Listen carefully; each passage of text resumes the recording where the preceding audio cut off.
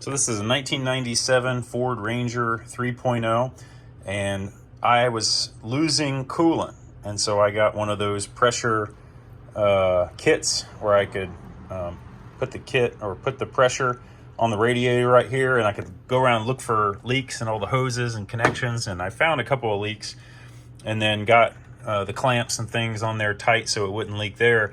But I noticed I was still losing coolant. I would go ahead and put coolant in here, and then it would go down below the level. I couldn't figure out why I was losing coolant, and then found out that it was actually going into the oil. The coolant was getting into the oil.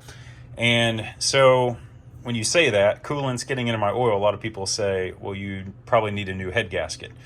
And so I did this test where I put this rubber glove and I sealed it around the radiator. I took the cap off, put the rubber glove on there, and then I disconnected the coil pack so it wouldn't actually start. But I went ahead and cranked it, and that glove just lay here limp and didn't move at all. And I think that's one test that you can do to find out whether you have a bad head gasket. And there's probably some other things you could try too.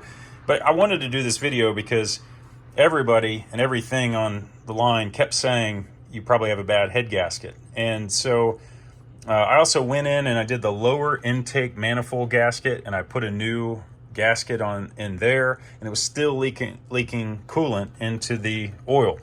And so finally, what I think the real issue was I took the water pump out, and the bolts that go through the water pump also go through the timing cover, and there's actually two or three bolts that go through the timing cover as well that hit. They're like water jackets or whatever. They go into to the water pump area, and so you got to put some thread sealer on there to keep the coolant from getting into the engine oil. So that's really what solved the problem for me, or at least reduce the coolant leaking by like 90%. I still have to add a little bit, and so it's possible it still might be leaking in there, but nothing like it was. So I've 90% fixed the problem just by taking my water pump off, putting a new gasket on it, and putting lots of thread sealer on the water pump bolts. And I also took off the timing cover bolts and put sealant on there. And I did it one at a time so that I didn't mess up the gasket.